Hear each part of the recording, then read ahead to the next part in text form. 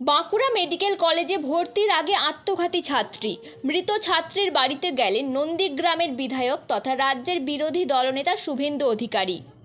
ছোট থেকেই পড়াশুনোয় ভালো, বাবা মা চাইতেন মেয়ে বড় হয়ে ডাক্তার হবে, সেইভাবে বড় করে তোলা এবং পড়াশুনো করায় মা বাবার স্বপ্ন সফল না করে সকলকে ছেড়ে মেয়ে দীপশিখা মাইতি এইভাবে চলে যাবে তা পরিবারের কেউ ভাবতে পারেনি। নিটে দুর্দান্ত রেজাল্ট, তবুও চায়নি ডাক্তার হতে। বাবা মা জোর করতেই ভয়ঙ্কর পরিণতি মেয়ের। বাবা মায়ের ওপর রাগে অভিমানে আত্মহত্যা মেধাবী ছাত্রী।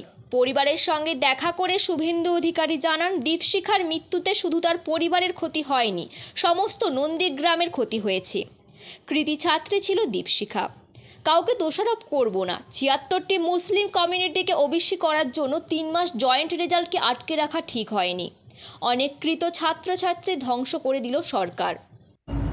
এবং এই মেয়েটি অত্যন্ত কৃতী, নন্দীগ্রামের প্রতিভাবান একজন আমাদের বোন বা কন্যা। আমি দুবার একে সম্বর্ধনা দিয়েছি। মাধ্যমিকে যখন কৃতী হয় তখনও সম্বর্ধনা দিয়েছি, উচ্চ মাধ্যমিকে যখন ৭৫% বেশি নাম্বার পায় তখনও সম্বর্ধনা দিয়েছি। অর্থাৎ আমি এটা মিডিয়ার মাধ্যমে এবং আমার যারা স্থানীয় নেতৃত্ব আছে তারা যখন জানায় তখন আমি মনে করেছি এরা তো আমার আত্মীয়র মতো।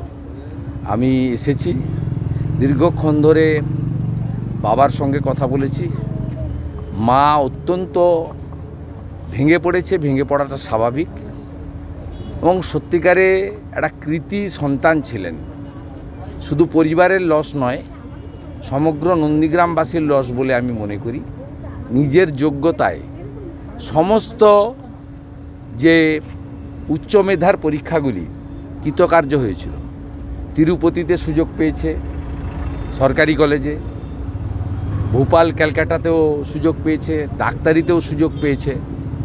এখন কাউকে তো আর দোষারোপ করে লাভ নেই। একটা শুধু কথাই বলবো, ৩ মাস জয়েন্টের রেজাল্টটা ৩ মাস পরে ৭৬টা মুসলমান কমিউনিটিকে ওবিসি করার জন্য জয়েন্টের রেজাল্টটা ৩ মাস আটকে রাখা ঠিক হয়নি, এইটুকুই আমি বলবো। আমি কাউকে দোষারোপ করছি না।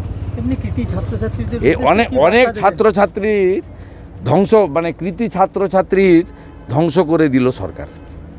আমি এর সঙ্গে মিলাবেন না, আমি কাউকে দোষারোপ করছি না। কিন্তু এটা হয় না, কোনো দিন জয়েন্ট তৈরি হওয়ার পরে কোনো দিন হয় না, ৩ মাস পরে। এর অনেক কারণ আছে। এটা একটা যন্ত্রণা নিয়ে আমি এর বাড়ি থেকে যাচ্ছি। এলাকার বিধায়ক হিসেবে উনি আমার বাড়িতে এসেছেন, সমবেদনা দিয়ে গেলেন, আমার স্ত্রীর সঙ্গে কথা বললেন, আমার অসুস্থ মায়ের সঙ্গে কথা বললেন। ওনারা এসছেন, ওনাদের সমবেদনা দেখানোর জন্য উনি এসে বলেও গেছেন পরবর্তীতে যদি কোনো সমস্যা হয় বা কোনো প্রয়োজন হয় আমার সঙ্গে দেখা করতে, ওনার সঙ্গে দেখা করতে বলেছেন। আর সান্ত্বনা বাক্য দিয়ে গেছেন। উনি মেয়েটার কাছ থেকে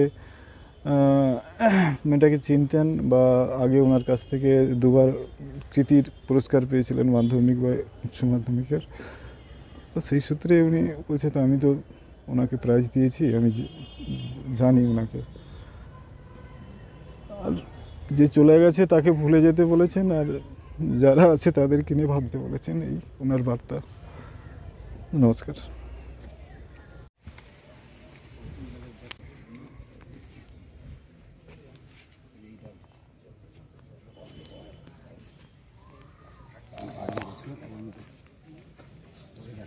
ব্যুরো রিপোর্ট, বাংলার কথা।